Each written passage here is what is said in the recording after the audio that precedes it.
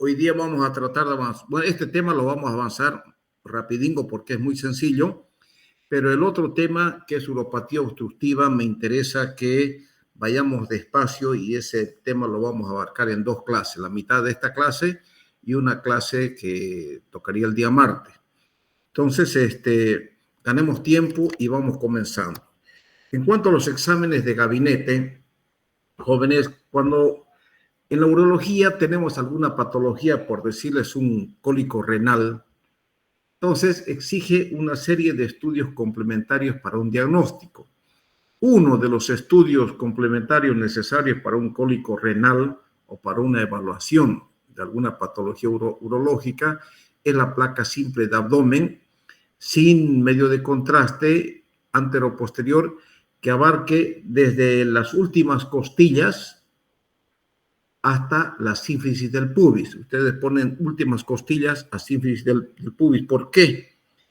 Porque donde terminan las costillas, prácticamente ahí comienzan, ahí están localizados los riñones, ¿no es cierto? También esta placa simple de abdomen puede ser de cúbito supino o boca arriba o en posición de pie, cuando queremos ver nosotros niveles o cuando sospechamos de alguna patología intraabdominal donde haya presencia de líquido en cavidad abdominal. Y también puede ser lateral y oblicua cuando hacemos nosotros una cistografía. En la cistografía se toman placas anteroposteriores y lateral izquierda y oblicua izquierda y oblicua derecha para ver si hay alguna extravasación de la orina en la parte posterior de la vejiga. Eso hablaremos un poquito más en detalle cuando hablemos de este tipo de examen. Vean acá, esta es una placa simple de abdomen, entonces nosotros vemos aquí las últimas costillas. Ven acá las últimas costillas que coincide exactamente con la 12ª dorsal. Entonces, para el urólogo es importante la primera, la segunda, la tercera, la cuarta y la quinta vértebra lumbar. ¿Por qué? Porque estas vértebras lumbares tienen aquí estos huesos de acá que se llaman las apófisis transversa. La primera, segunda, tercera, cuarta y quinta apófisis transversa del lado derecho y las apófisis transversas del lado izquierdo. ¿Por qué razón? Porque bordeando más o menos estos huesos, estas apófisis, corre el ureter. Corre por acá y se introduce al hueco pélvico y luego viene y se entra a la vejiga. La vejiga está localizado en el hipogastrio, en este sector, en este hueco pélvico, ¿no es cierto? Bien, para leer una placa simple de abdomen, nosotros tenemos que ver primeramente si está bien tomada, desde la sínfisis del pubis hasta las últimas costillas. Entonces está prácticamente bien tomada, que es lo que nos interesa ver a nosotros, ¿no es cierto?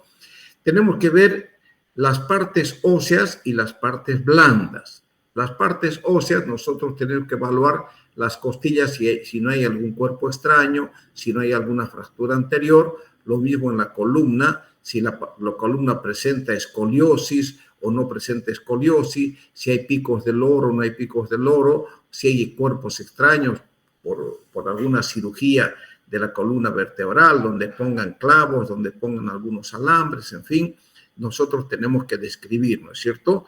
Luego nosotros llegamos a las crestas ilíacas, que es muy importante también para ver aquí la rama isquiopubiana, para ver si no hay fracturas anteriores o no. Aquí está la cabeza del fémur, aquí está la cabeza del fémur izquierdo, ¿no es cierto? Y aquí está la articulación coxo-femoral, que es muy importante también para nosotros. Y aquí tenemos la columna lumbar y el sacro. Es muy importante para nosotros el sacrocoxis. ¿Por qué? Porque puede haber ausencia del sacro o puede haber la espina bífida, que se llama, que nos muestra aquí en la columna vertebral, en el sacrocoxis, vemos nosotros la espina bífida, que ya nomás nosotros, si vemos esa imagen, lo relacionamos con algún problema o alguna patología neurogénica, una vejiga neurogénica en ese paciente, ¿no es verdad? Eso en las partes óseas. En las partes blandas, fíjense, nosotros tenemos que ver primeramente como urólogos si se ve o no se ve la sombra renal. Aquí vemos nosotros la sombra renal del lado izquierdo, que está por encima del lado derecho. Aquí no lo vemos nosotros la sombra renal. No vemos, ¿por qué? Porque está el intestino, está entre el riñón y nosotros, por eso hay una interferencia, por eso no podemos ver, ¿no es cierto? También tenemos que ver nosotros la disposición de los gases y las asas intestinales. Estos son gases que están dentro del intestino, por eso es que cuando nosotros tomamos una placa simple de abdomen, mejor lo solicitamos el paciente en ayunas, y mejor aún si nosotros el día antes damos algún laxante suave para que el paciente se tome la placa en ayunas y luego de un pequeño laxante, cosa que el intestino esté sin materia fecal. También es importante, es bueno que ustedes jóvenes se acostumbren a ver y comparar el hemiabdomen derecho con el hemiabdomen izquierdo. ¿Qué es lo que veo en el hemiabdomen derecho que no lo vea en el hemiabdomen izquierdo? Si ustedes comparan en lo referente a la vía urinaria, van a encontrar las diferencias, ¿cierto? Aquí, por ejemplo, veo la sombra renal del riñón izquierdo, el polo inferior del riñón izquierdo, pero no veo en el lado derecho. Aquí veo asas intestinales, los gases intestinales en el colon, en el abdomen derecho, pero aquí no se ve, ¿no es cierto? Entonces, es importante también acá, no lo vemos, que posteriormente seguramente lo vamos a ver y cuando lo vea les voy a mostrar. Por acá viene la sombra del psoas. El psoas es bien visible en los pacientes que son delgados, que son flaquitos. Es difícil ver en pacientes gorditos. ¿Por qué? Porque el tejido celular subcutáneo, la grasa, impide su visualización, ¿ya? Y si el paciente es de una condición física normal, si el psoas desaparece o no lo vemos, entonces eso implica muchas patologías que nos puede hacer sospechar, por decir, algún hematoma, algún tumor renal, algún urinoma, algún absceso del riñón, en los cuales se pierde la imagen del psoas, ya solamente por nombrarlos.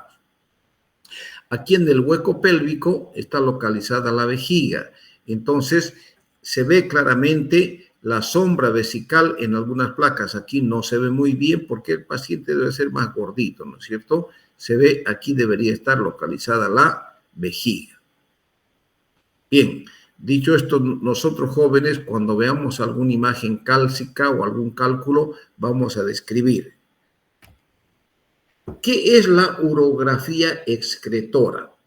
La urografía excretora todavía hoy se utiliza, aunque poco a poco ya va perdiendo vigencia, ya que sacar una tomografía ya se va haciendo mucho más barato para los pacientes, y una tomografía, por supuesto, que nos muestra mucho más que una urografía excretora. Pero la urografía excretora tiene aún vigencia. Todavía nosotros solicitamos dependiendo ante qué patología estamos. ¿Qué es la urografía excretora? La urografía excretora es un estudio dinámico de la vía urinaria. ¿Qué quiere decir esto? Nosotros inyectamos un medio de contraste, el IPAC, o sea, es un medio de contraste yodado que se inyecta en la vena a razón de 1 centímetro cúbico por kilogramo peso. Si una persona pesa 70 kilos, entonces con 2 ampollas o un frasco de 50 ml es suficiente para que inyectando en la vena, esos 50 ml vayan y contrasten los dos y muestren el riñón. Como el medio de contraste es un cuerpo extraño que está en el torrente sanguíneo, y como es un cuerpo extraño, entonces el eritrocito agarra una molécula de contraste yodado y va hacia la nefrona y se lava, se baña, dejando esa cuchuquera, si me permiten la expresión, en la nefrona, que comienza a salir ese contraste por el cálice, o sea, mezclado conjuntamente la orina, y el riñón se va dibujando paulatinamente comenzando por los riñones, luego la pelvis, el ureter, vejiga y en fin, hasta más abajo, ¿ya? Entonces, ¿qué contraindicaciones tenemos para una urografía? Sabiendo que es medio de contraste iodado que se inyecta en la vena, nosotros tenemos que pedir previamente este estudio, un hemograma, una glicemia, una urea y creatinina para ver la función renal. Si la función renal está dentro de los valores normales, entonces yo estoy autorizado para solicitar una urografía excretora. Las contraindicaciones para realizar una urografía excretora. Primero, la más grave es la alergia al contraste. Una contraindicación absoluta es la alergia al contraste.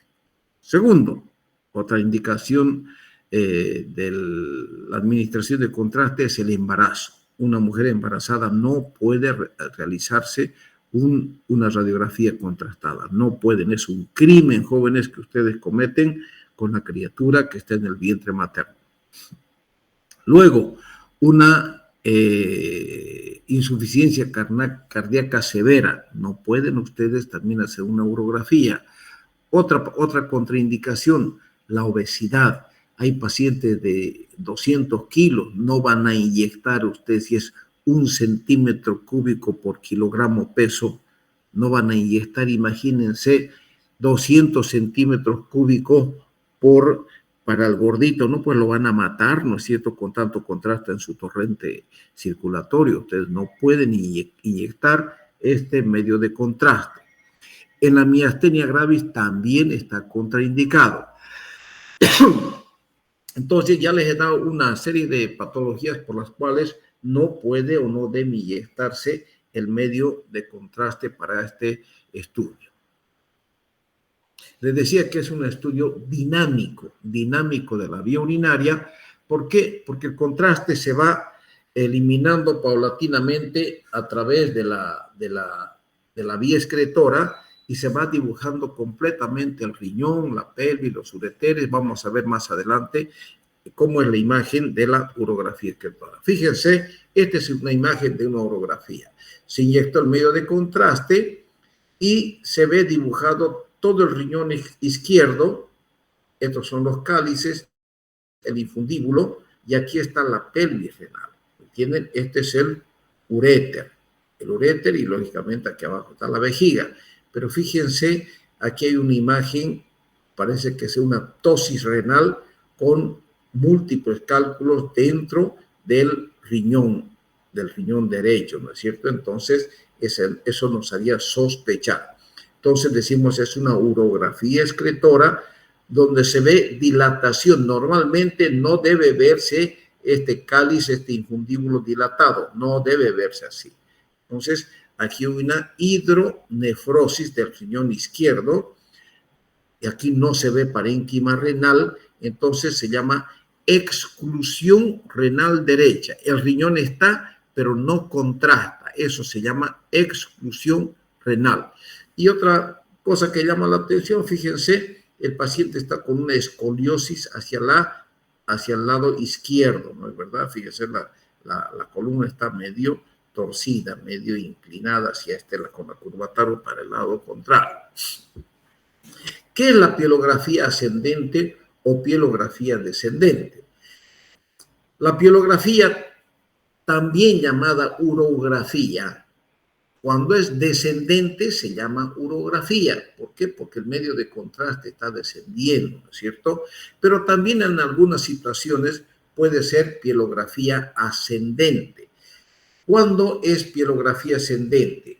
Cuando yo introduzco a través del cistoscopio, entro en la vejiga y a través del cistoscopio meto un catéter hasta el uréter y a través de ese uréter introduzco el medio de contraste a la vía excretora. Eso se llama pielografía ascendente. Y la pielografía descendente puede ser también a través de la urografía excretora, donde el contraste está descendiendo del riñón hacia la vejiga, ¿no es verdad?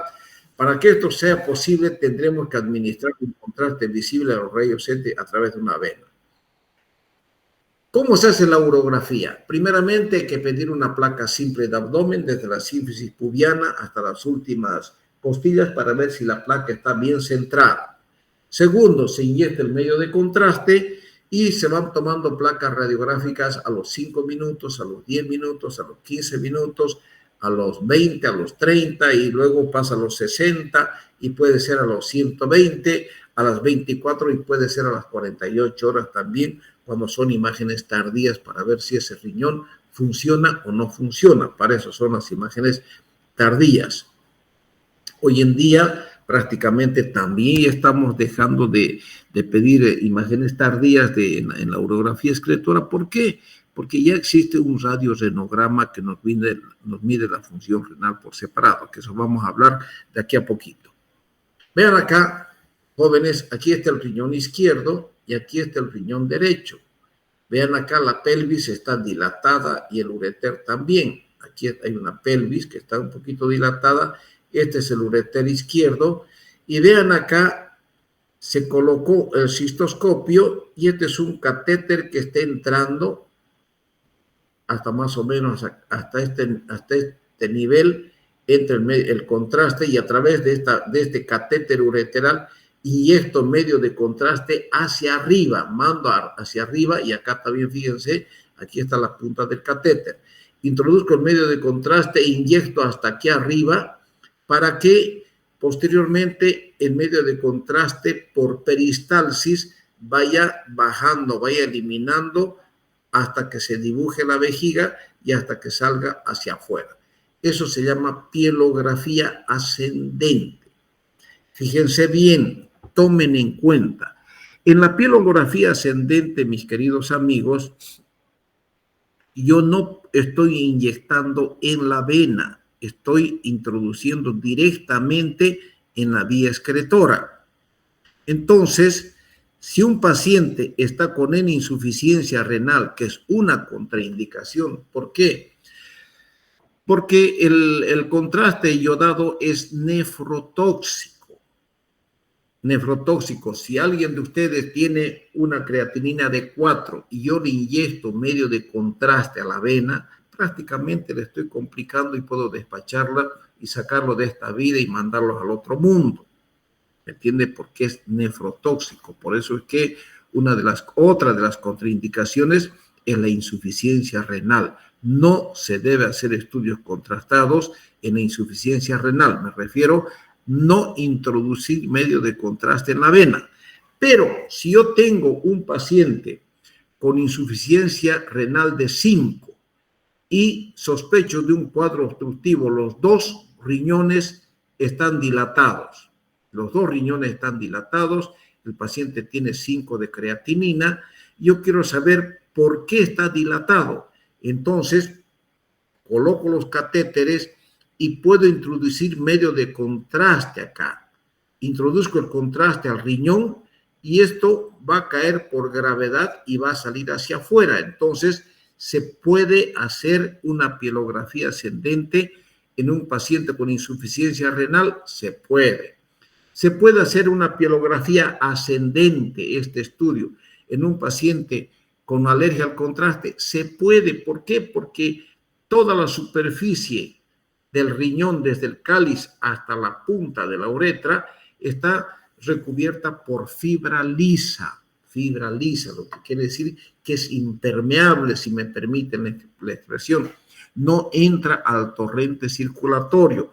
Así como sube, como entra el medio de contraste hacia arriba, así también va a ser eliminado por peristalsis, porque ustedes saben que la orina del riñón a su vejiga baja por peristaltismo, no baja por gravedad. Es la peristalsis que hace que la orina lleve hacia la vejiga. ¿Me entendieron claramente, no es cierto? Si tienen alguna duda, por favor, me interrumpen y me vuelven a preguntar para que yo repita, pero que no exista duda de lo que les estoy diciendo, por favor. ¿Qué es el cistograma o la cistouretrografía miccional o uretrocistografía combinada?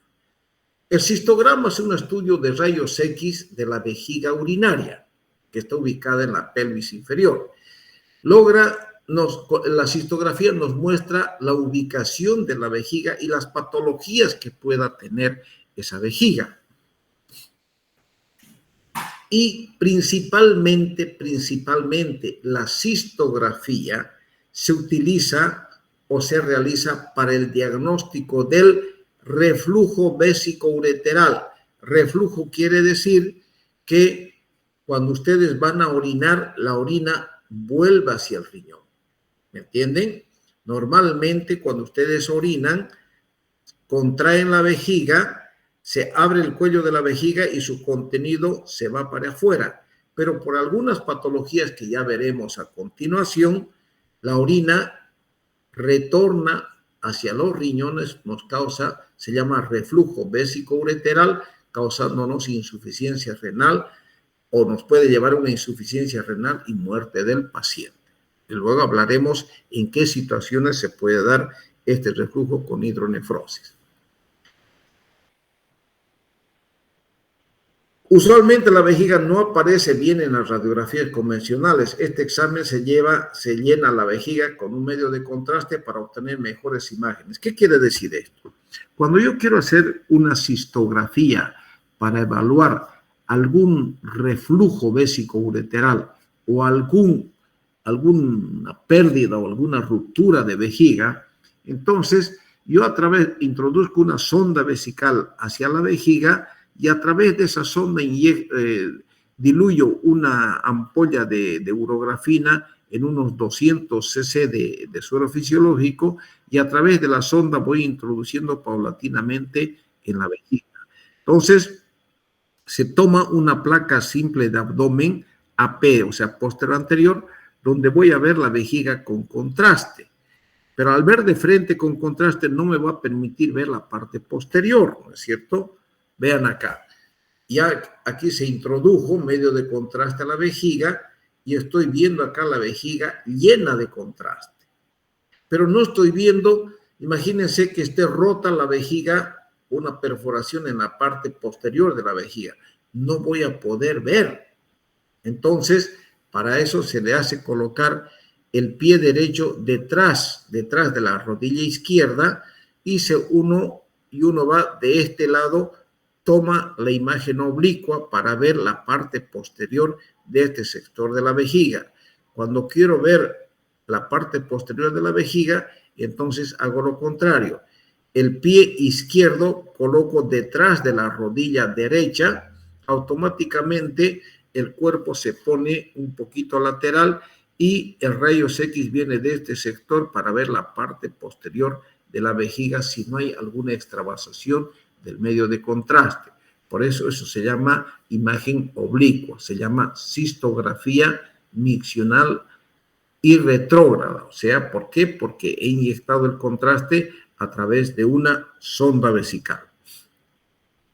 La teleradiografía de tórax es un estudio de los pulmones jóvenes donde la distancia tiene que ser entre 1.8 metros entre el paciente y el tubo de rayos X para que esté bien tomada, donde se tiene que ver la silueta pulmonar, las costillas, la silueta cardíaca, se tiene que ver el botón aórtico, en fin, para ver una serie de detalles que nosotros podamos encontrar.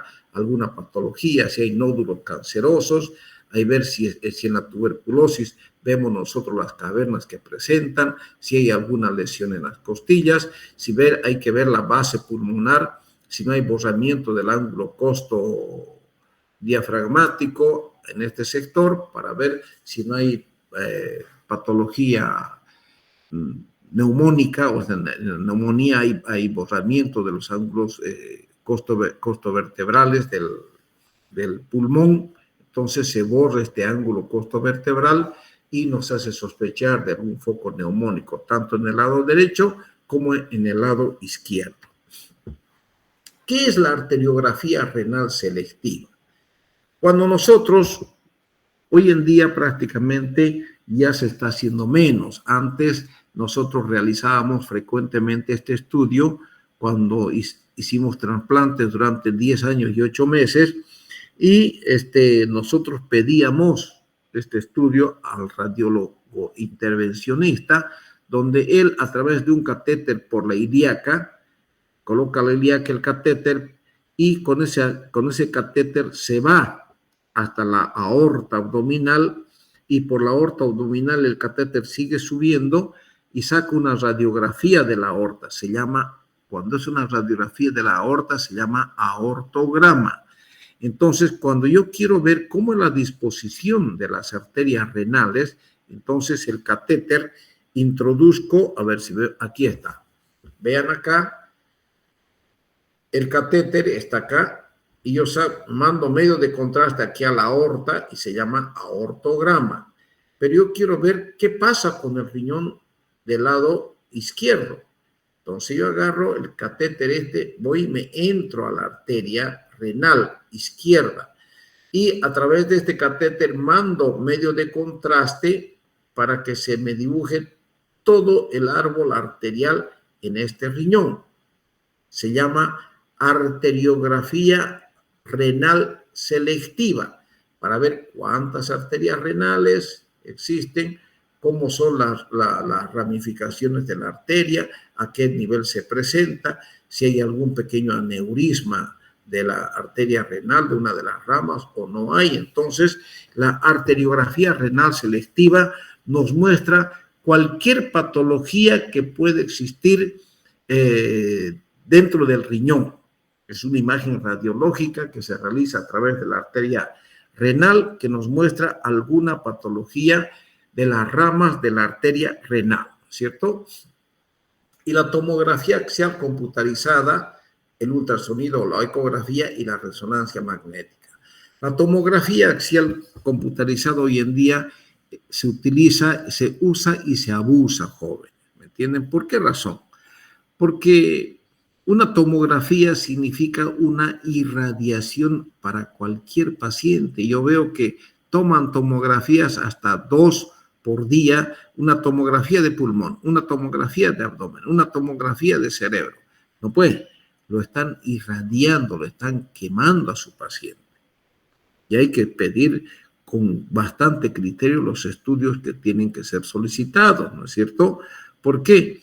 Porque la tomografía, jóvenes, si bien es cierto, es un estudio donde nos muestra en detalle qué pasa con el hígado, con el colon, nos muestra el abdomen en detalle de cualquier cosa que pueda presentar. En cambio, no una placa simple. Una placa simple pedimos nosotros cuando queremos evaluar alguna patología como cálculo de la vía urinaria, qué pasa con la vejiga. En fin, nosotros mediante esta placa simple, nosotros nos transmite esta radiografía muchas patologías que nosotros podemos solicitar e identificar con este simple estudio que es bastante económico para los pacientes. En cambio, la tomografía, jóvenes, es un estudio más caro donde prácticamente me muestra hígado, me muestra la vesícula biliar, me muestra los riñones, me muestra el páncreas, me muestra la imagen del colon ascendente, del colon transverso, del colon descendente, alguna patología que pueda presentar a nivel intestinal, en fin, muchos detalles mediante la tomografía, por eso que es un estudio excelente. Y hay tomografías que se piden con contraste y sin contraste de vía excretora. Me explico. Si yo, por ejemplo, uno de ustedes tiene un cólico renal, no le voy a decir que era un estudio contrastado, no. Le pido un examen de sangre, glicemia, urea, creatinina, orina. Y pare de contar, y una ecografía renal y vesical. En la ecografía me van a mostrar una hidronefrosis del lado izquierdo por la presencia de un cálculo. ¿Por qué? Porque el cálculo está obstruyendo y tapando la vía del ureter izquierdo, lo que ocasiona una hidronefrosis del lado izquierdo.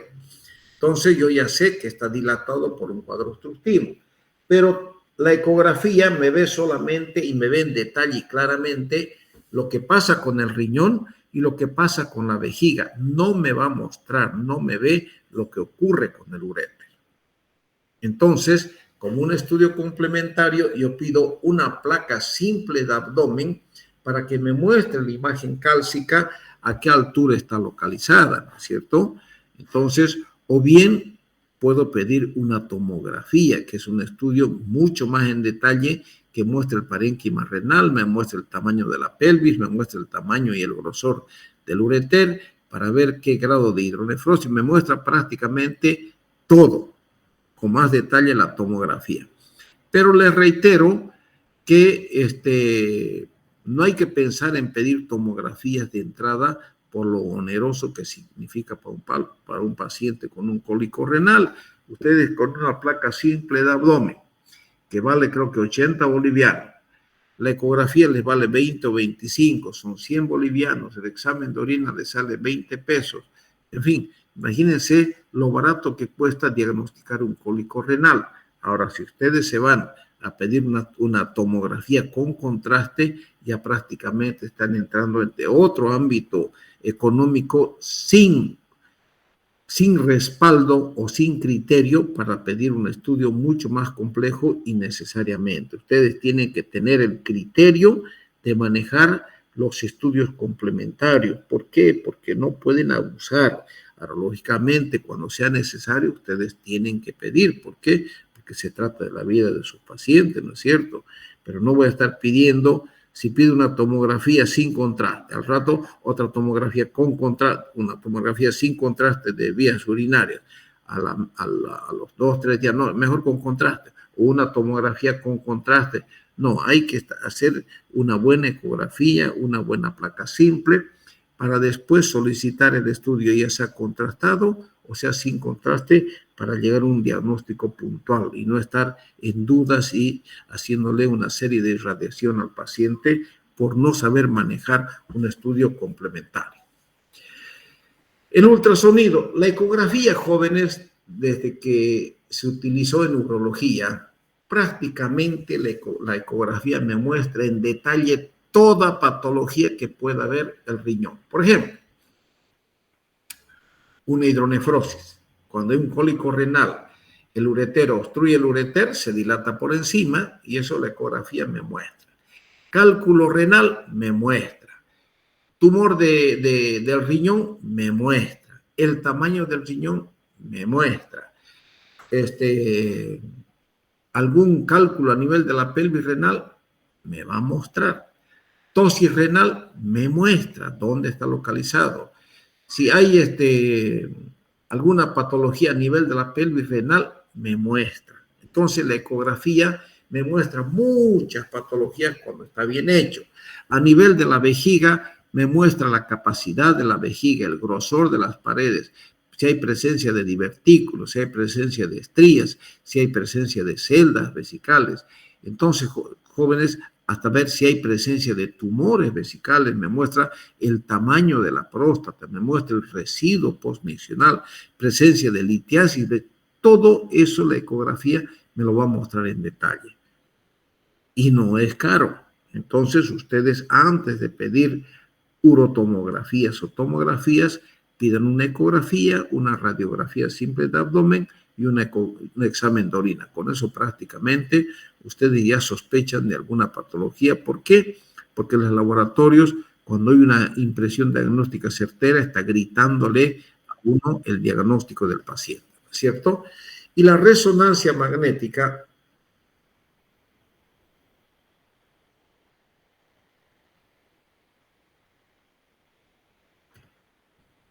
fíjense, esta es una tomografía, esta es una imagen ecográfica. Ven aquí el grosor del parénquima, esta es la vía excretora. En cambio aquí la tomografía me muestra, fíjense, un tumor grande de este riñón con un riñón prácticamente normal. Este es el lado derecho, este es el riñón del lado izquierdo. La resonancia magnética ha sido aplicada en la imagenología del riñón, retroperitoneal, vejiga urinaria, la próstata, el testículo y el pene. Los usos de la resonancia magnética en la imagenología renal incluyen la demostración de anomalías congénitas, diagnóstico de la trombosis de la vena renal y el organizar del carcinoma de células renales. O sea, para detectar tumores no hay como la resonancia magnética, pero con una tomografía es mucho más barata que la resonancia magnética, joven. ¿Entienden? Entonces, cuando nosotros pedimos resonancia, efectivamente es un estudio muy interesante, pero es muy oneroso para ciertos estudios. Por decirle, no voy a diagnosticar un cáncer o un tumor de riñón con una resonancia. No, es muy caro para el paciente. Pide una tomografía con una ecografía y no es más. Ya está el diagnóstico.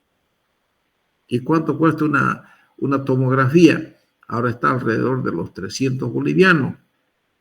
Una ecografía sale 80 bolivianos. Hasta en 20 bolivianos ustedes pillan en Davosán una buena ecografía, ¿no es cierto? Pero una resonancia magnética de riñones está alrededor más o menos de unos 2.500 bolivianos, si no son 3.000 bolivianos. Entonces es mucha la diferencia, por eso hay que tener criterio para manejar los estudios complementarios. Fíjense, esta es una imagen de resonancia magnética donde vemos el riñón izquierdo y el riñón derecho vemos con un tumor en el riñón derecho. ¿Para qué sirve el estudio con radionúclidos? Entonces, los radionúclidos hoy en día prácticamente son la niña bonita para el estudio de la función del riñón. O sea, se pide función del riñón por separado. Me explico. Hoy en día, jóvenes, como este estudio toma muy en cuenta la tasa de filtración glomerular, entonces yo inyecto el medio de contraste, pido una resonancia magnética del riñón, perdón, una cintiliografía renal, o también se llama radiorenograma, donde el medio de contraste, estos radionúclidos, se filtran gracias a la tasa de filtración glomerular por la nefrona y comienzan a eliminarse por la vía excretora. Entonces, si el riñón izquierdo está sufriendo, tiene un cálculo y tiene una hidronefrosis, entonces ustedes tienen que saber que su riñón derecho funciona un 50%, les da la función renal, y 50% el riñón izquierdo. 50 y 50 son 100. Pero ustedes tienen un cálculo en el riñón izquierdo. Entonces, ese cálculo izquierdo es una patología obstructiva donde prácticamente el riñón se está dilatando, está obstruido y no está filtrando, filtra orina, pero no está enviando la orina hacia la vejiga. ¿Por qué? Porque el cuadro está ocluyendo la luz del uréter. Entonces, ese paciente va presentando, en el riñón derecho presentará, si pide un radiorenograma o una cintiliografía renal, medirá riñón derecho con una función renal de un 70%. Y el riñón izquierdo, que mostraba una hidronefrosis, tiene un cálculo en el ureter, tendrá un 30% de función renal, porque 70 del lado derecho más 30 del lado izquierdo son los 100%. ¿Se dan cuenta? A medida que aumenta el sufrimiento de un riñón, ese riñón está dejando de funcionar, pero el riñón del lado contrario está compensando la función renal y la filtración glomerular de todo nuestro organismo para no entrar en insuficiencia renal.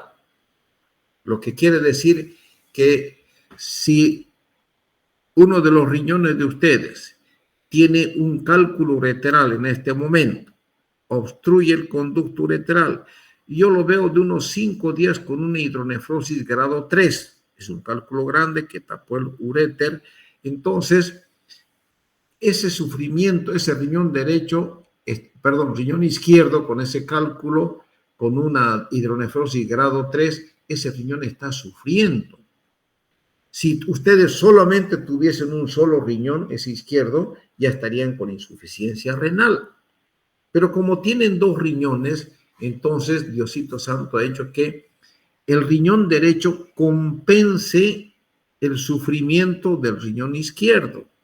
Entonces, de un 50% de función renal, aumenta a su 50% ese 30% que está sufriendo el riñón izquierdo, y en vez de tener 50, tiene 80% de función renal, 80. Y el riñón izquierdo que está sufriendo, que está bien hidronefrótico, solamente tiene un 20% de función, porque los 2 riñones, ambas la suma de la función de los 2 riñones, suma el 100%.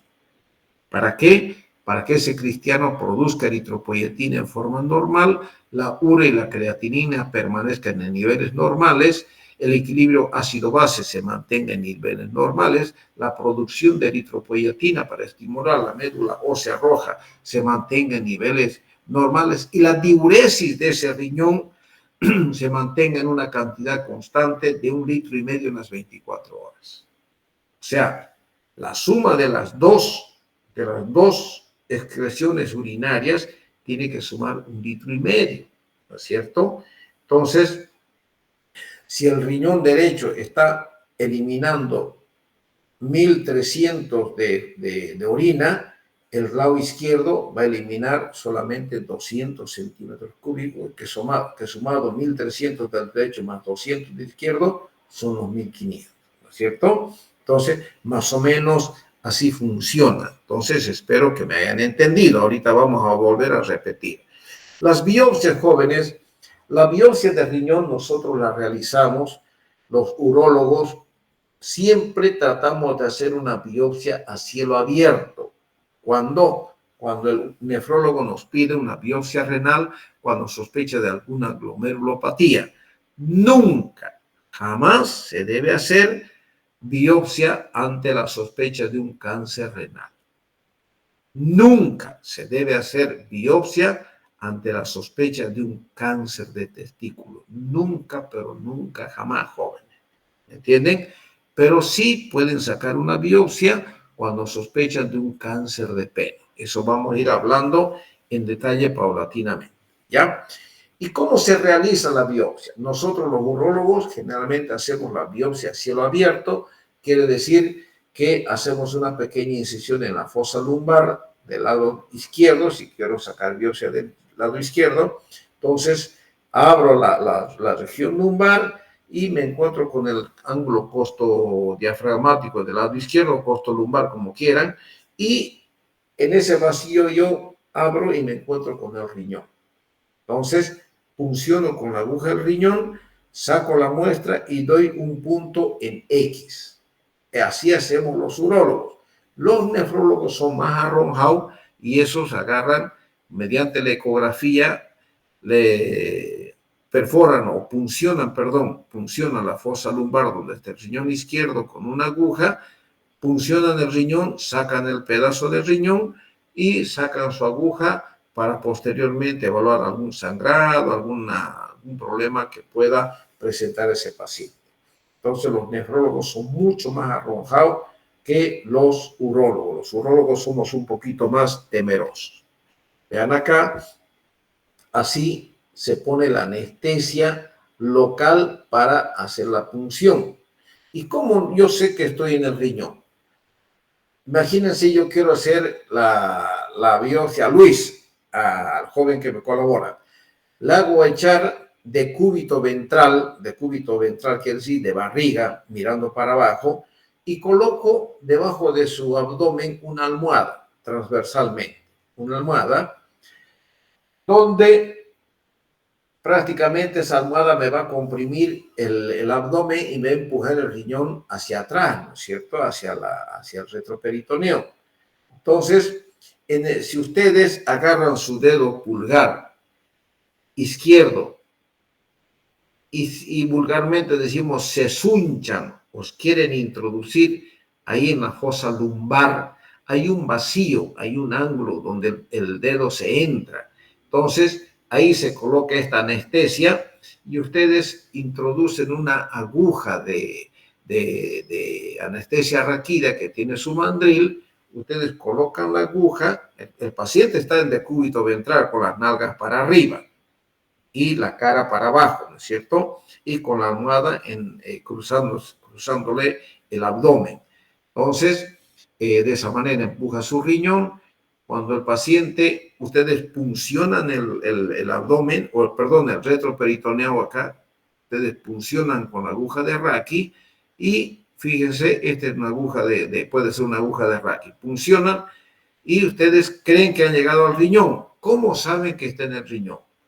Ustedes lo echan de cúbito ventral al paciente, o sea, boca abajo, observan la aguja y la aguja soninga va a comenzar a fluctuar con la respiración. Si la aguja se mueve con la respiración, están con seguridad en el riñón. Entonces, ahí ustedes pueden sacar este mandril, sacan para afuera y meten la aguja de biopsia a través de esta otra aguja hasta puncionar el parénquima y sacar un pedazo de riñón para su estudio patológico. Bien, jóvenes, con eso hemos terminado este tema y ahora comenzamos el otro tema que me interesa que ustedes que veamos. Se trata de uropatía obstructiva. De aquí vamos a avanzar solamente la mitad, joven. No pretendo darles todo. ¿Por qué? Porque es bastante cansador. No quiero correr, pero en este tema, que es uno de los más importantes, es bueno que ustedes razonen lo que les voy a mostrar. No quiero que aprendan de memoria, quiero que me entiendan. Este tema a mí me gusta darlo pecho a pecho, de frente a ustedes. ¿Para qué? Para interactuar con ustedes y hacer todo lo posible para que ustedes con su razonamiento capten todo lo que yo les quiero transmitir a ustedes en cuanto a uropatía obstructiva. Dios quiera que ya para el martes nosotros nos estemos viendo las caras. ¿Por qué? Porque también ya nos tocaba este lunes, jóvenes, pasar clases prácticas. Ya deberíamos estar pasando desde el lunes.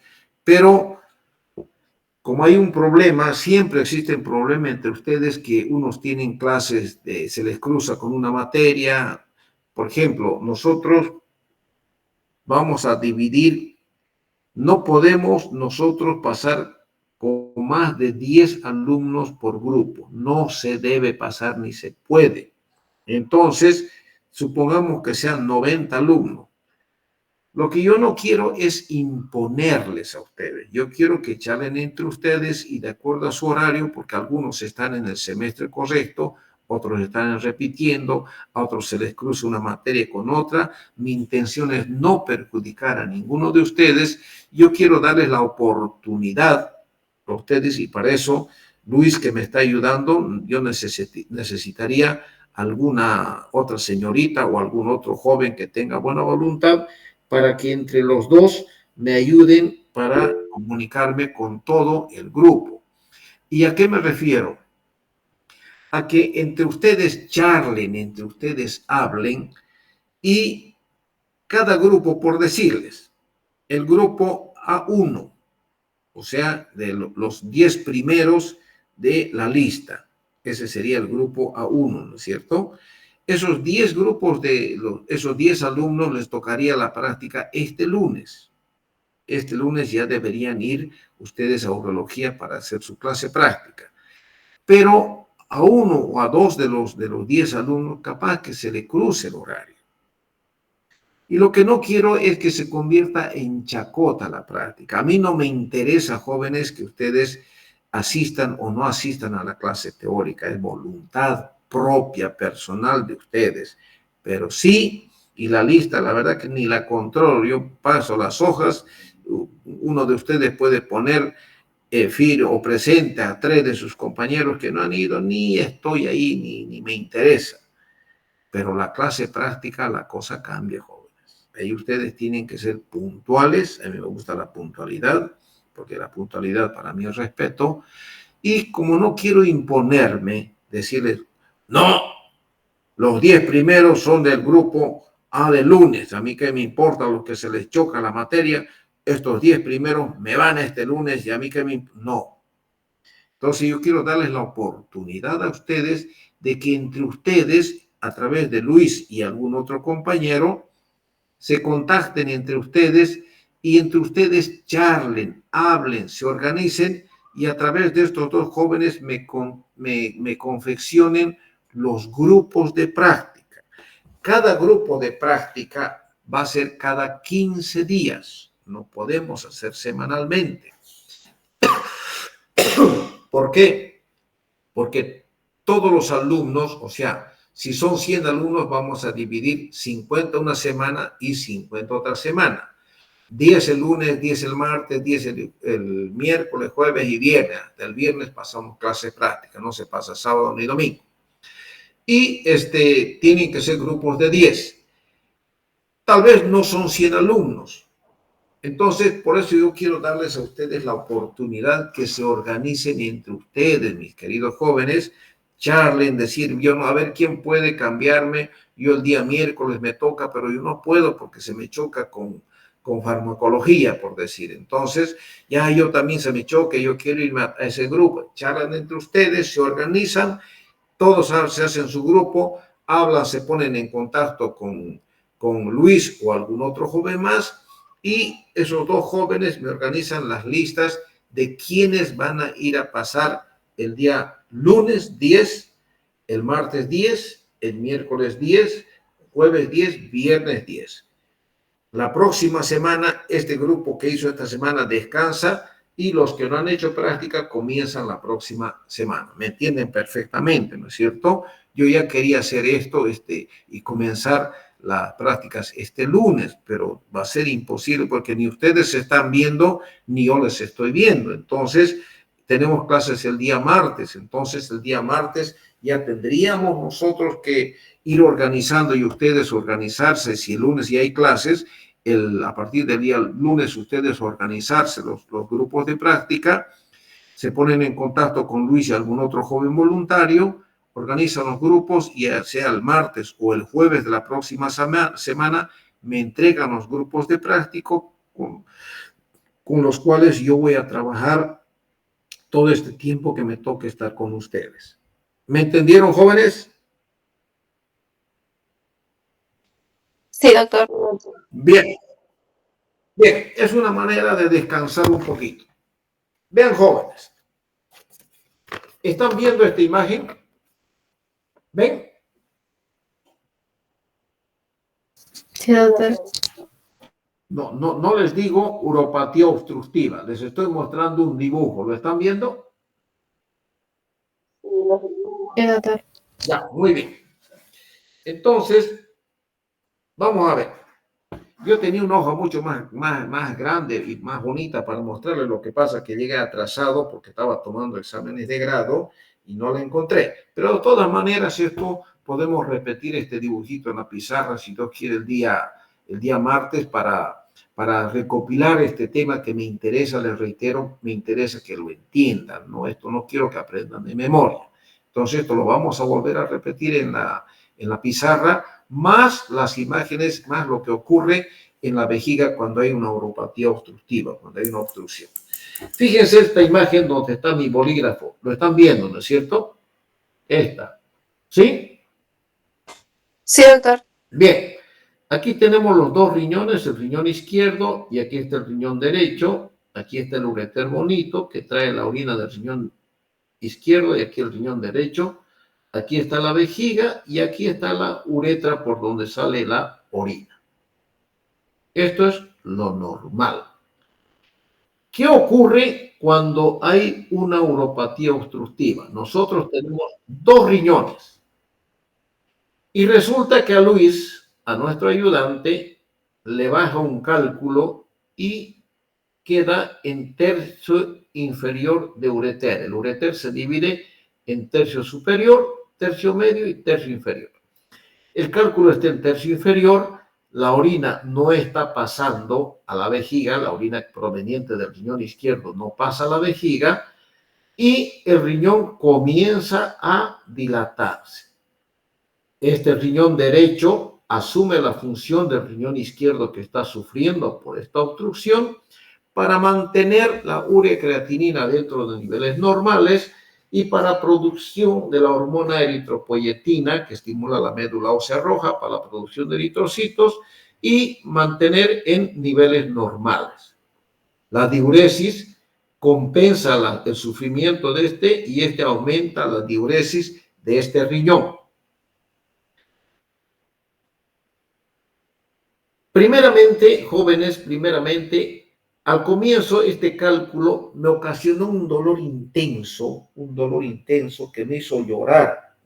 Bueno, es Luis nuestro paciente, entonces le hizo llorar a Luis este cálculo y fue a una emergencia. Le pusieron analgésicos, se le hizo la ecografía, le hizo las radiografías y todo, tiene un cálculo y se le dice a Luis, Luis, operate. Pero Luis no quiere operarse. Entonces, él comienza a tomar analgésicos, hasta que su cuadro agudo lo convierte en un cuadro crónico. En urología, toda obstrucción urinaria aguda en urología se acompaña de un dolor intenso. Para el cólico renal no hay machango, fisicudo, que yo hago pesas, que soy así el bichango, lindote, seguro por coche. Igualingo entra llorando, inclusive las mujeres son más valientes o más machangas que los hombres. ¿Por qué?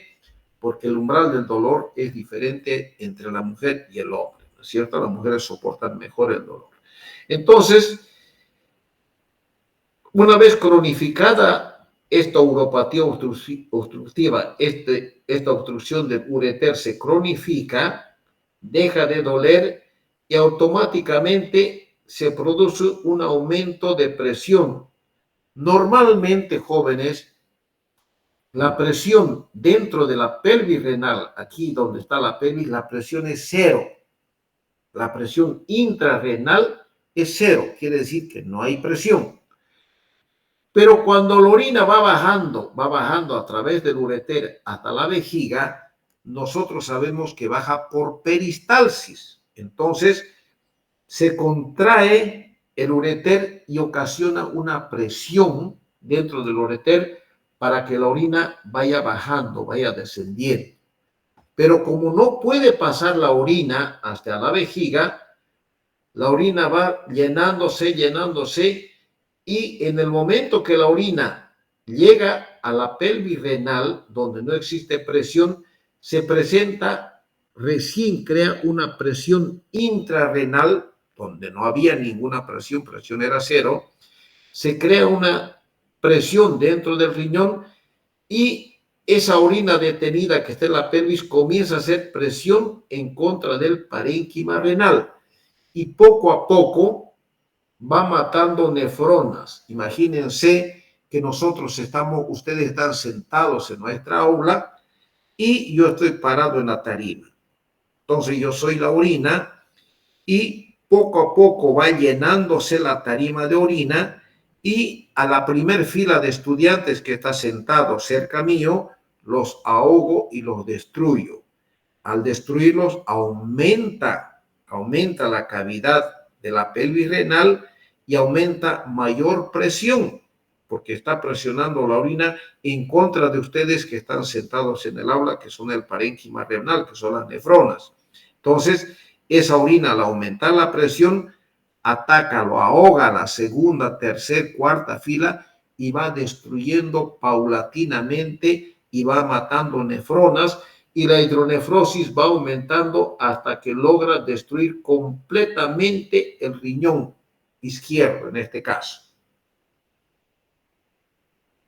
¿En qué va a terminar esta destrucción? Esta orina que se queda aquí estática en el riñón, toda orina detenida, jóvenes, cambia el pH de la orina y nos lleva a una infección urinaria, sí o sí. Sí o sí, no puede haber orina detenida en el conducto que no se infecte. Eso se llama micción efectiva, donde toda la orina sale y no queda absolutamente nada. Pero aquí, cuando hay una patología obstructiva, la orina queda y al detenerse la orina, automáticamente la orina cambia de pH. Al cambiar de pH, se produce una infección urinaria.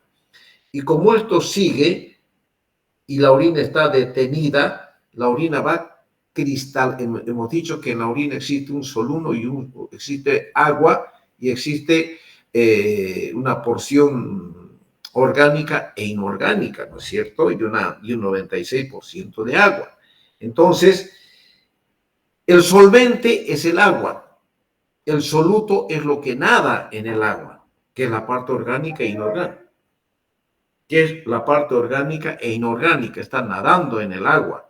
Entonces, esa parte inorgánica y orgánica precipita, se va al fondo y forma cálculos.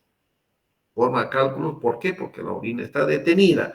Y como hay una infección y se va destruyendo paulatinamente el riñón, la patología terminal de este riñón destruido, va a terminar en una patología que se llama uropionefrosis. Uropionefrosis. Hasta ahí entendido, ¿no es cierto, jóvenes? ¿Hay alguna duda? Ya, perfecto. Ya. Ahora vean, fíjense, la obstrucción es por encima de la vejiga. No hemos llegado todavía a la vejiga. La obstrucción es por encima de la vejiga y la obstrucción unilateral termina en uropionefrosis y este riñón asume la función de este otro para mantener la urea, la creatinina y la diuresis dentro de los valores normales. Pero ¿qué pasa cuando la única vía de salida de la orina se obstruye? Fíjense, aquí está la próstata se obstruye y tapa. O bien un cálculo obstruye la uretra y se obstruye la uretra por un cálculo. O bien dos cálculos me obstruyen los dos conductos ureterales. Dos cálculos me obstruyen. Entonces, los dos riñones no pueden enviar la orina hacia la vejiga, si fueran cálculos acá.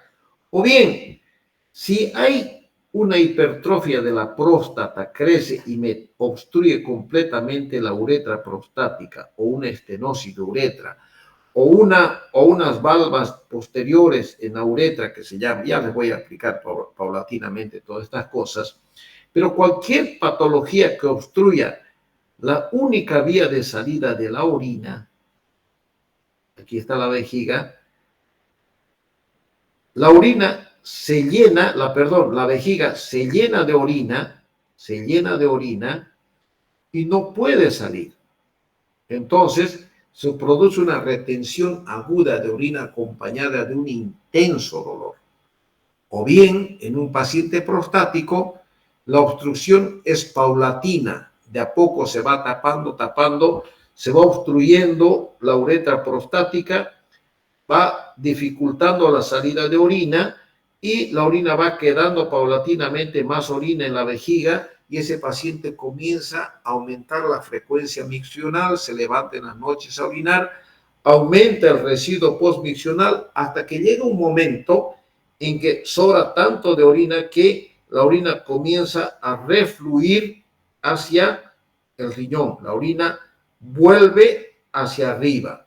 ¿Entienden? Es una patología obstructiva que no es solucionado, no se solucionó. El paciente no quiere ir al médico o el paciente tiene miedo de operarse de su próstata o lo que quiera, pero no se soluciona. Entonces, se ocasiona un reflujo vesicoureteral bilateral donde la orina va subiendo hacia arriba en sentido contrario hasta que llega a la pelvis.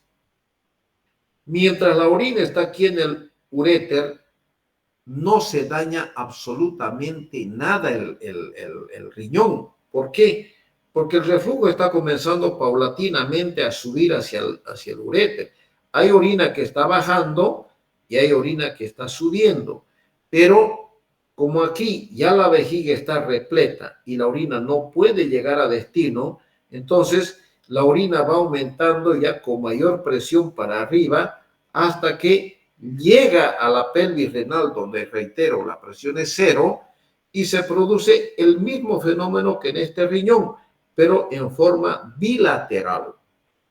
Aquí los dos riñones al mismo tiempo se presenta una hidronefrosis bilateral, o sea, una uretero-hidronefrosis bilateral, donde la orina va destruyendo paulatinamente al parénquima renal en forma bilateral hasta que destruye completamente el parénquima de los dos riñones y este cuadro termina en una insuficiencia renal y se muere. ¿Me entendieron, jóvenes? Sí, doctor. Sí, doctor. Cualquier persona que quiera que repita, me habla. Bien, dicho esto, ya voy a buscar mi otro dibujo donde tengo el de la vejiga, pero vamos a hablar posteriormente en la otra clase de la uropatía obstructiva baja. Bien, entonces, ¿qué es una uropatía? ¿Cuál es la definición?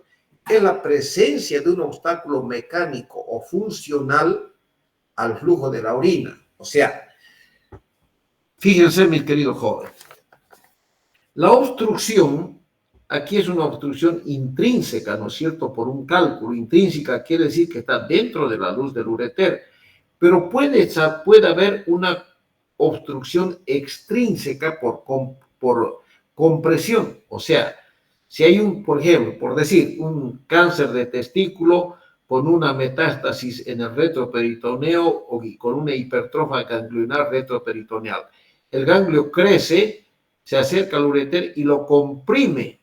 Si lo comprime al ureter, el ureter se va dilatando, llega a la orina no baja y se destruye el riñón. Entonces, eso es por una obstrucción extrínseca. Entonces, la uropatía obstructiva puede ser intrínseca o extrínseca. Vamos a ver por qué patologías. Entonces, dice presencia de obstáculo mecánico o funcional al flujo de la orina en alguna parte del aparato urinario desde el área cribosa papilar del riñón hasta el exterior. ¿Qué es la nefropatía obstructiva? Es una consecuencia de la obstrucción sobre el parénquima renal. Estamos hablando ya de una glomerulopatía donde está obstruida la nefrona. Entonces la nefrona comienza a destruirse por una compresión a nivel de la nefrona. ¿Y qué es la hidronefrosis? Es la dilatación de la pelvis, cálices renales como resultado de la obstrucción. Nosotros como urólogos hablamos de hidronefrosis o una ureterohidronefrosis cuando el ureter está dilatado y el riñón está dilatado. ¿Entienden? Estos conceptos es muy importante que ustedes lo sepan. ¿Cómo se presenta? ¿De qué forma se presenta la uropatía obstructiva? Según su presentación clínica, según el grado de obstrucción y según la localización. Según la presentación puede ser aguda o crónica. Aguda, cuando yo tengo un cálculo en vejiga y de pronto el cálculo de vejiga pasa a la uretra y me obstruye la uretra. Es una obstrucción aguda y causa mucho dolor. La obstrucción crónica urológica no duele, que es como el caso de la próstata. La próstata se va a ir obstruyendo paulatinamente sin acompañarse de dolor. Y según el grado de obstrucción será obstrucción completa u obstrucción incompleta. Y según la localización será infravesical, o sea, debajo de la vejiga, desde el cuello de la vejiga para abajo hasta la punta del pene, o supravesical por encima de la vejiga, que puede ser uni o bilateral. Si es unilateral, hemos dicho que termina esa obstrucción en una uropionefrosis. Y si es bilateral, termina en una insuficiencia renal, porque los dos riñones se destruyen. En cuanto a la etiología, tenemos una gran variedad de lesiones. Lesiones que pueden ocurrir en la infancia, en la mujer y en el varón. En la infancia tenemos patologías congénitas, jóvenes, que dificultan la salida de orina. ¿Cuáles son ellas? La estenosis de la unión piel-ureteral. Ya les voy a mostrar alguna imagen. La vejiga neurogénica y las valvas uretrales, anteriores y posteriores. Ya se los voy a mostrar. Ya les dije, mi dibujito está por allá y no lo pillé porque llegué tarde. En la mujer, ¿por qué puede obstruirse la vía urinaria? En el caso del embarazo, cuando el feto ya se va encajando en el canal del parto, hay una obstrucción ureteral bilateral con una leve hidronefrosis bilateral, que es donde las mujeres, las que están embarazadas, son más predispuestas a la formación de cálculos urinarios. Entonces, fíjense, embarazo acompañado de litiasis y tumores de tipo ginecológico. Y en el varón tenemos la hipertrofia prostática de próstata y el cáncer de próstata.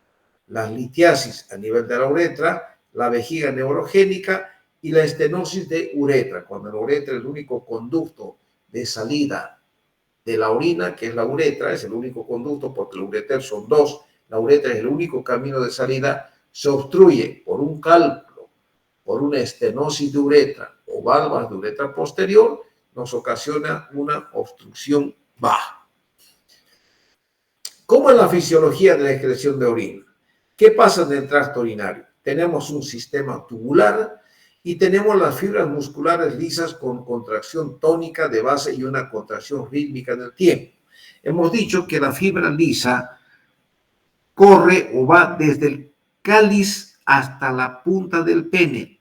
Toda la vía excretora está cubierta de fibra lisa, por lo tanto susceptible de dilatación. Ya les voy a mostrar a ustedes hasta dónde puede dilatarse el ureter. Ya verán, jóvenes, no es de creer, pero ya lo van a ver.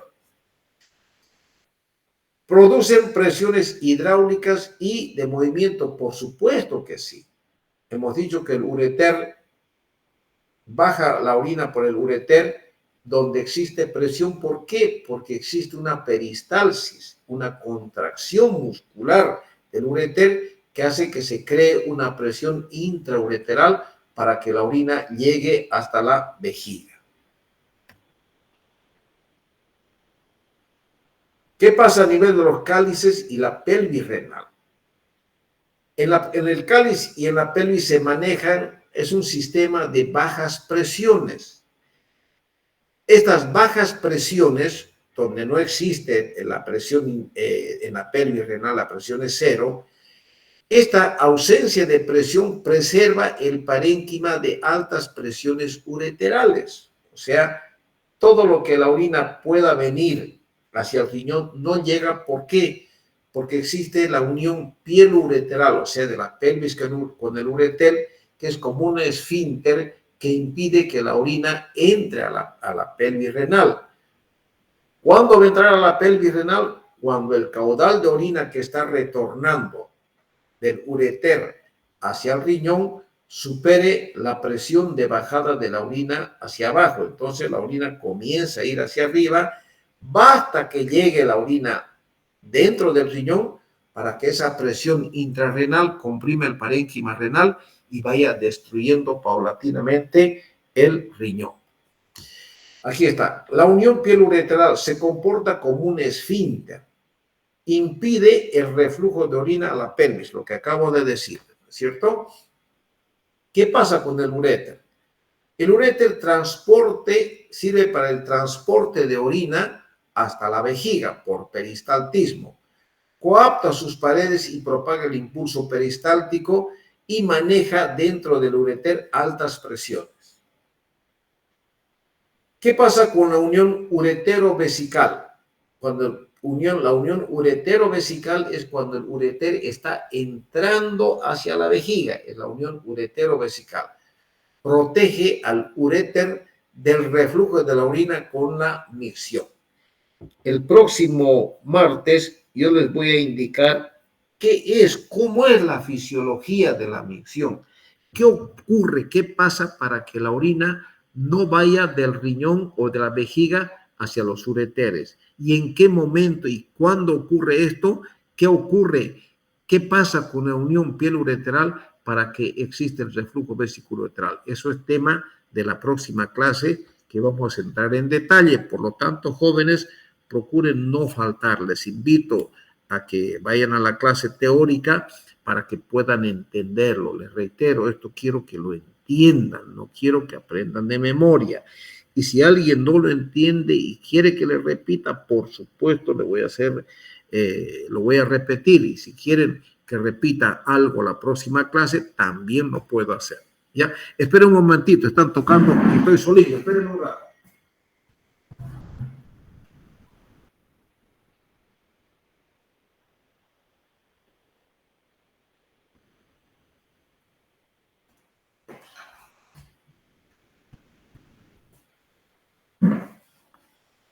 Bien, disculpen, jóvenes.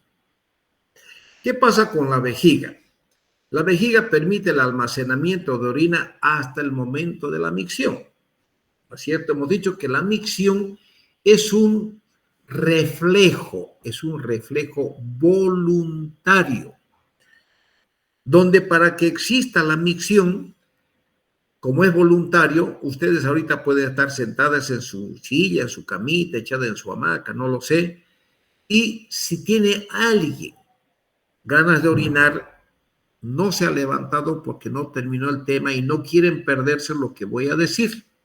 Entonces, ustedes reciben un mensaje por vía aferente, quiere decir que de la vejiga sube a través de su columna un mensaje hasta el centro pontino de la micción y le dice, oye, quiero orinar.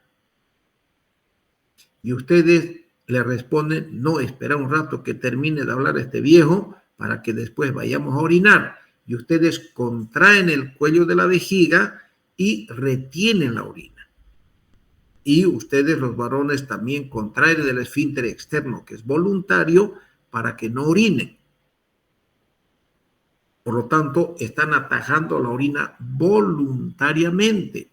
Y cuando terminemos la clase, ustedes van al baño, entonces realizan una maniobra de Valsalva y ustedes prácticamente orinan, se produce la micción. ¿Por qué? Porque viene una respuesta, ¿no es cierto? Con una respuesta aferente suba y eferente vuelve. Entonces, ustedes relajan, contraen el músculo detrusor de la vejiga, relajan el cuello de la vejiga, abren el cuello del esfínter externo y la orina sale bajo presión hasta que vacían su contenido, que a su edad se llama micción efectiva cuando no queda absolutamente nada de orina a nivel de la vejiga. Se llama micción efectiva, por eso es que ninguno de ustedes tiene infecciones urinarias, porque les reitero, soy reiterativo, si es que queda orina en la vejiga, va a haber infección.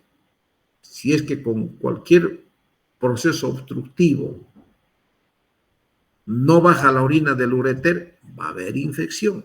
Toda orina detenida cambia de pH en el conducto donde se encuentra localizada esa orina detenida, cambia de pH y nos lleva a una infección urinaria.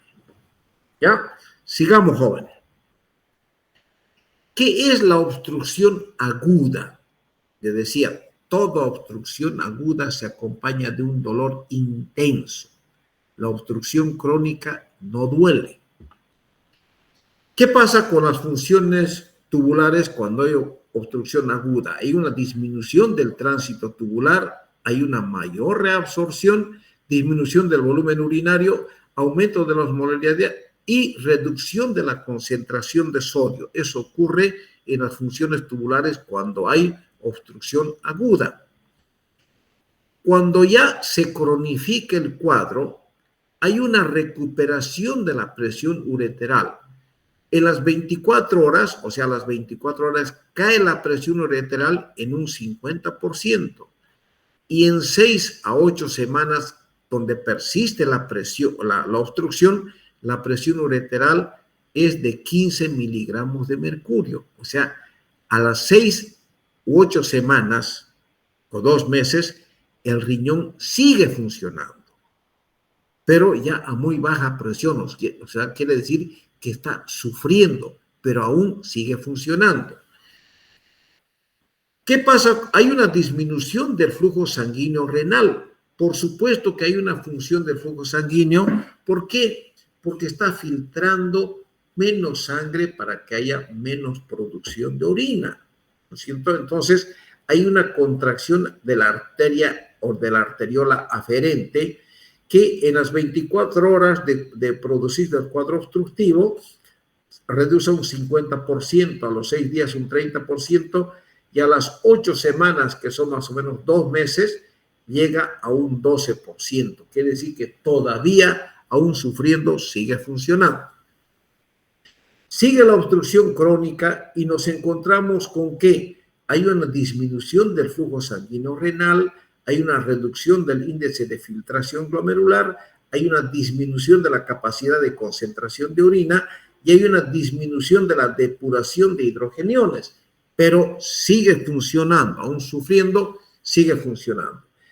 ¿Qué pasa con la anatomía patológica? ¿Qué pasa histológicamente con el parénquima renal? Hay cambios macroscópicos y hay cambios microscópicos en el parénquima, por supuesto que sí. ¿Cuáles son los macroscópicos? Hay una dilatación del ureter y de la pelvis, hay una hidronefrosis, hay una uretero-hidronefrosis, hay un edema renal, perirrenal y periureteral, y una atrofia del parénquima renal. Atrofia quiere decir destrucción completa del parénquima renal. Y los cambios microscópicos se refieren al aplanamiento de la papila, o sea, el cáliz se va aplanando y se va destruyendo.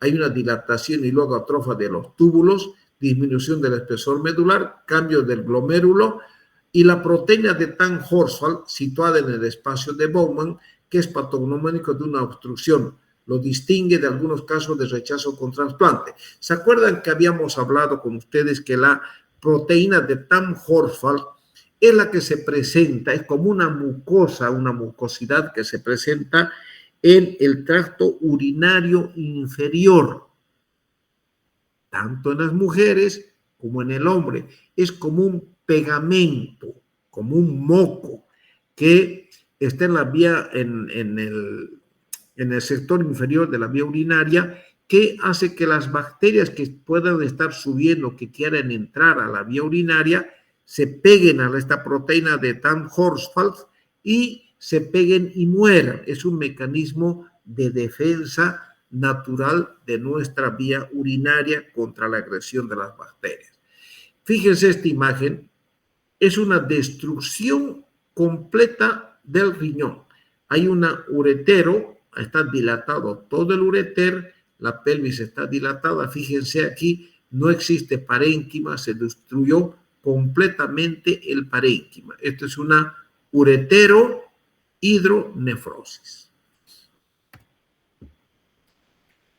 Existe una clasificación clínica. La uropatía obstructiva puede ser supravesical o puede ser infravesical. Supravesical cuando está por encima de la vejiga. Puede ser aguda y puede ser crónica. Aguda cuando hay crisis renoureteral, o sea, cuando hay cólico renal. Y cuando hay una anuria excretora. ¿Cuándo hay una anuria excretora? Supongamos que nosotros tenemos un solo riñón y de pronto se obstruye el ureter con un cálculo, se va a producir una anuria excretora, porque es un solo riñón. O bien cuando tenemos los dos riñones y por una mala suerte dos cálculos bajan y nos obstruyen los dos ureteres. Eso nos produce una anuria excretora. En caso agudo, en la patología aguda, y crónicamente nos ocasiona una hidronefrosis, una caliectasia, una pielocaliectasia, una uretero-pielocaliectasia. ¿Qué quiere decir? Los cálices se dilatan, el ureter se dilata y el ureter más la pelvis se dilata. Y la uropatía obstructiva infravesical se produce cuando hay una retención aguda de orina. Cuando yo tengo un cálculo vesical y por mala suerte ese cálculo baja y se entra en la uretra y me ocasiona una retención aguda de orina. No puedo orinar, la orina sigue juntándose en la vejiga, los riñones siguen produciendo diuresis, la orina sigue bajando por peristaltismo de los dos riñones a la vejiga, se llena la vejiga y yo comienzo a gritar de dolor porque la orina está detenida y esa dilatación del detrusor me causa un intenso dolor, porque es agudo. En caso, y la retención crónica de orina es cuando la próstata poco a poco, paulatinamente, va ocasionando una obstrucción de la vía de la vejiga, donde ocasiona una dilatación vesical, pero como se instaló paulatinamente, se convierte en una obstrucción crónica que no duele. Yo retiré 3.500 centímetros cúbicos de un viejito de la vejiga a través de una sonda. 3,5 litros, parecía embarazado el viejito, lo único que hacía presentaba orina por rebosamiento, o sea, incontinencia urinaria paradojal. ¿Por qué? Porque como la vejiga no revienta, la vejiga aún tenía ciertas contracciones y el viejito paraba mojado los pantalones de orina. ¿Por qué? Porque cualquier movimiento hacía que haya escape de orina involuntario a través de la uretra y se mojaban los pantalones. La uropatía obstructiva supravesical se produce por encima de la vejiga, por lo que ésta no amortigua las presiones. Aumenta la repercusión cuanto más cerca se produzca del riñón. La dilatación de la pelvis protege la función renal. O sea, la unión pielo-ureteral de la pelvis, la unión de la pelvis con el ureter, produce, o mejor dicho, protege la función del riñón. Puede haber una ureterohidronefrosis, o sea, una dilatación del ureter bien dilatado y no llegar a la pelvis. Entonces, el ureter se va dilatando con la única finalidad de que esa dilatación ureteral no llegue dentro del riñón, porque el momento que entra al riñón se va a comenzar a destruir el riñón por la presión intravesical. ¿Qué es la crisis renoureteral? O sea, el cólico renal. Es una obstrucción aguda supravesical que da lugar a una distensión retrógrada aguda del sistema calicial. ¿Qué quiere decir esto? Cuando el cálculo que está en la pelvis renal no duele, jóvenes, no causa ningún dolor. ¿Cuándo comienza el cólico renal? Cuando el cálculo de la pelvis renal se introduce en el conducto del uréter, la orina no pasa, no llega a la vejiga porque está detenida, y esa orina detenida llega hacia esa orina que se va deteniendo paulatinamente, entra dentro del riñón donde no había presión, y esa orina comprime al parénquima renal porque ya comienza a hacer presión al parénquima renal. Ese parénquima renal comprime la cápsula renal y esa cápsula renal comprime las terminaciones nerviosas que rodean al riñón, y esa compresión de las terminaciones nerviosas causa un dolor intenso acompañado de náuseas y vómitos, donde, le reitero, es uno de los dolores más intensos, donde no hay machango y comienza el hombre a llorar y a gritar de dolor que lo obliga a ir a una emergencia, joven. Es terrible. Es un síndrome doloroso agudo y paroxístico de localización en el área renoureteral que traduce un brusco aumento de presión dentro del ureter y dentro del riñón. Es lo que acabo de decirles. La causa más frecuente es la litiasis. ¿Cómo es la clínica del cólico renal? Hay un dolor generalmente unilateral, porque generalmente el cálculo es unilateral. Es mala suerte que sea bilateral, que puede ocurrir. Pero cuando hay un cálculo que baja en un solo ureter, hay un dolor en el ángulo costolumbar irradiado hacia la vejiga, los genitales y la cara interna del muslo. ¿Qué quiere decir? Cuando el cálculo va descendiendo por la inervación que tiene el ureter, cuando el cálculo llega a nivel del tercio medio o en la unión del tercio medio con el tercio inferior, si está en el ureter izquierdo, el dolor se me va a ir a mi testículo izquierdo. Y en el caso de la mujer, el dolor se va a ir a los labios mayores del lado izquierdo. Lo contrario en el lado derecho. Si el cálculo está en el tercio medio, en la unión del tercio medio con el tercio inferior, al testículo derecho, y si es mujer, al labio mayor del lado derecho. Causa un dolor intenso y exacerbación, hay agitación, y la sintomatología, lo que les dije, se acompaña de náuseas, vómitos y timpanismo abdominal, porque puede haber un hilo reflejo. Clínicamente, ¿qué va a haber? Una hematuria, sobre todo una microhematuria. ¿Por qué? Porque el cálculo no es liso, pues no es como una bolita de cristal. Ese cálculo tiene sus puntas, se llama espiculado, tiene sus puntas, y al bajar el cálculo, si me permite la expresión, araña la mucosa ureteral y esa arañadura de la mucosa causa un sangrado, que eso se ve reflejado en la orina. Ese sangrado en la orina va a presentar eritrocitos de forma normal. No va a haber alteración no va a haber dismorfismo eritrocitario porque no está filtrándose a través del glomérulo, está viniendo a través de la vía excretora. Existen presentaciones atípicas, o sea, el diagnóstico diferencial de un cólico renal. ¿Con qué nos puede confundir? Con una apendicitis, una colelitiasis, una anexitis, una patología de anexos o bien un aneurisma.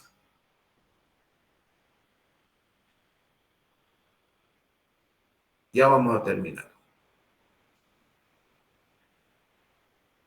¿Cómo hacemos el diagnóstico? Tenemos un diagnóstico clínico y un estudio y necesitamos pruebas complementarias. Clínicamente hay que hacer una buena anamnesis y una exploración física y la sintomatología sugerente de un cólico renal. Cuidadosa exploración abdominal.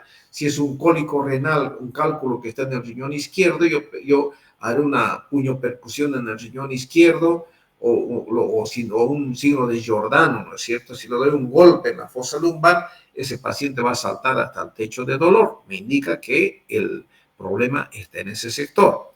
¿Qué pruebas complementarias voy a pedir? Un examen de orina. Voy a ver microhematuria. Una radiografía simple de abdomen. Voy a ver la sombra renal, sombra del cálculo sobre el ureter, ya sea del lado derecho o del lado izquierdo.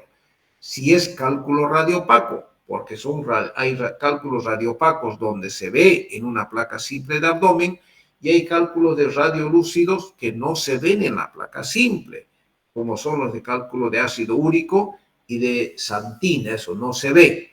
Todos los demás cálculos sí se ven, son radiopacos. En una ecografía de abdomen, ¿qué voy a ver? La ecografía de abdomen, si el cálculo está en el ureter, no me va a mostrar la ecografía, pero sí me va a mostrar la consecuencia de la obstrucción reflejada en una hidronefrosis de ese riñón. Si está en el lado izquierdo, va a haber hidronefrosis izquierda. La urografía intravenosa me va a mostrar una hidronefrosis del riñón izquierdo. Vamos a ver la dilatación del riñón. Y la tomografía, lógicamente, es un estudio mucho más específico, donde es mejor pedir una tomografía que una placa simple de abdomen, pero también mucho más onerosa, mucho más cara, ¿no? ¿Qué otras pruebas analíticas se deben pedir cuando estamos frente a un cólico renal? Un examen de sangre, hemograma, glicemia, urea, creatinina, coagulación, sangría, protrombina, exactamente. Y luego hay que pedir un sedimento urinario, demuestra la presencia de microhematuria y la cristaluria que puede presentar. Hay que pedir una radiografía de abdomen. Fíjense, aquí hay un cálculo en el lado derecho. Entonces, el cólico es en el lado derecho. Aquí va a haber una hidronefrosis del lado derecho. Litiasis radiopaca, hay un aumento de la silueta renal. Esclerosis antiálica, fíjense, la columna se tuerce para el otro lado por el intenso dolor y trata de aliviar el dolor de ese riñón. Se puede confundir con flebolitos. El diagnóstico diferencial con otras patologías ya los hemos nombrado, ¿no es cierto? Vean acá, en ecografía, no es imprescindible para el diagnóstico, pero sí ayuda bastante, ¿no es cierto? ¿Por qué? Porque nos va a mostrar la consecuencia. Fíjense, aquí tenemos, bueno, ahí está. Aquí está el parénquima renal y aquí está la hidronefrosis del riñón. Y aquí está más o menos, si todo esto está dilatado, el cálculo más o menos va a estar por este sector. Y aquí tenemos otra piedra, otro cálculo, ¿me están entendiendo? Pero este cálculo no me va a causar dolor ni dilatación. Debe haber otra piedra aquí que está obstruyendo y me está causando esta hidronefrosis. Suponiendo que no hay esta piedra, El cálculo está acá, no lo veo yo el cálculo, pero estoy viendo la consecuencia de la obstrucción que es la hidronefrosis. Al ver esta hidronefrosis, yo estoy seguro que aquí hay un proceso obstructivo. ¿Será intrínseco o extrínseco? No lo sé. Pero hay algo que está obstruyendo, por eso es esta hidronefrosis. ¿Me entienden claramente? ¿No es cierto?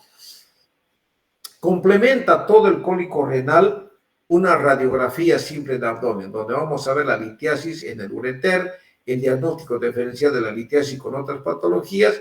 Hay que ver el grado de dilatación del riñón y el estado del parénquima renal. Por ejemplo, aquí vemos, hay todavía un buen parénquima renal, la dilatación será grado 2 a 3, pero todavía este riñón está funcionando. Bien, jóvenes, hasta aquí vamos a parar. Lógicamente es cansador hablar, no piensen que no cansa. Y el día martes vamos a continuar con este tema donde yo me voy a explayar hablando de la unión ureterovesical, o sea, del trígono. ¿Qué pasa? ¿Cómo es la fisiología? Fisiológicamente, ¿qué pasa para que ustedes no tengan reflujo vesico-ureteral? ¿Por qué cuando ustedes van a orinar, la orina no refluye? Entonces vamos a hablar en detalle. Les reitero, es la primera vez que yo les pido, procuren no faltar a esta clase. Yo no les obligo, jóvenes, la asistencia a clases teóricas es totalmente voluntaria. No les obligo, ya les dije la lista, no me interesa, solamente va el que quiera aprender. Y cuando hablemos y nos veamos las caras y nos conozcamos, ahí vamos a hablar y les pediré qué es lo que yo espero de ustedes y cómo me voy a esforzar para que ustedes traten de entenderme y hacer más dinámicas y bonitas las clases. Pero para eso voy a exigir respeto. Y el primer respeto es dejar de utilizar celulares, no estar whatsappeando, porque al primero que yo lo vea, yo lo voy a votar. Eso siempre ocurre y siempre voto. Cuando ven unos 2 o 3 votados, recién se moderan, porque yo no bromeo. Y para mí, si las clases teóricas son voluntarias, ¿para qué entra, si quiere hablar por teléfono o whatsappear, para qué entra a causar malestar? Primero, hacerse tratar feo. No los trato tan feo, pero los voy a votar. Y es una vergüenza para ustedes que ya son mayores que los esté votando como a muchachos de la clase, ¿no es cierto? Pero vamos a llegar a un acuerdo. Todo un acuerdo. Yo propongo de mi parte y ustedes ponen de su parte. Entonces, jóvenes, Dios les bendiga. Luis, por favor, busca algún compañero que... ¿Está Luis por ahí? Busca algún compañero, por favor, que le ayude a usted para clasificar los grupos de las prácticas. Lógicamente, esto va a facilitar la próxima semana. No podemos hacer práctica la próxima semana por estos problemas del paro, porque no hay cómo nos veamos la cara ni la lista. Pues la lista yo la tengo, pero ustedes tienen que verse las caras para también decir, yo tal día no puedo, yo puedo este día, ¿será que alguien puede cambiar conmigo? Cosa que ustedes todos realicen sus prácticas sin tener ninguna presión de ninguna índole. Vale decir que se cruce con alguna otra materia. Mi intención no es perjudicarles. Mi intención es que ustedes aprovechen la parte práctica de urología, porque ahí sí que ustedes van a aprender mucho más, jóvenes. Les reitero, la clase teórica es totalmente voluntaria. Yo me esmero en explicarles, pero también voy a exigir respeto de parte de ustedes, porque yo también me gusta respetar. Dios los bendiga, tengan un fin de semana, jóvenes. El próximo martes daremos otra repasadinga de esto así superficialmente para nuevamente agarrarle el hilo y luego terminaremos este tema que han visto que es un poquito largo, pero es bonito y que esto tiene que ser entendido bajo un razonamiento. Esto no se aprende de memoria, jóvenes. Y esto es básico para toda la urología porque vamos a hablar de tumores, de litiasis, en fin, de muchas cosas. Que les vaya muy bien, que pasen un lindo fin de semana, jóvenes. Dios les bendiga. Hasta el martes. Dígame. Las prácticas van a ser de 9:30 a 11, o puede ser de 10 a 11 también, dependiendo. El día lunes para mí es un poquito problemático porque tengo consulta. Entonces, son hartos pacientes que veo la consulta, entonces tengo que apurar el paso para tratar de llegar a las 9:30. Por eso, a partir de las 9:30 me esperan un poquito ya. El día martes yo ya más o menos estoy más aliviado. Es el día lunes, nomás el día un poquito medio álgido para mí, pero vamos a procurar darnos, por ejemplo, un margen, decir, comencemos a las 10 menos cuarto. De 10 menos cuarto a las 11 tranquilamente hacemos nuestra práctica urológica en el Hospital San Juan de Dios en el servicio de urología. ¿Está bien? Listo, nos vemos el martes, jóvenes, que les vaya bien, hasta luego. Hasta luego, doctor, que tenga un buen fin de semana. Gracias. Gracias, doctor, hasta luego. Hasta luego.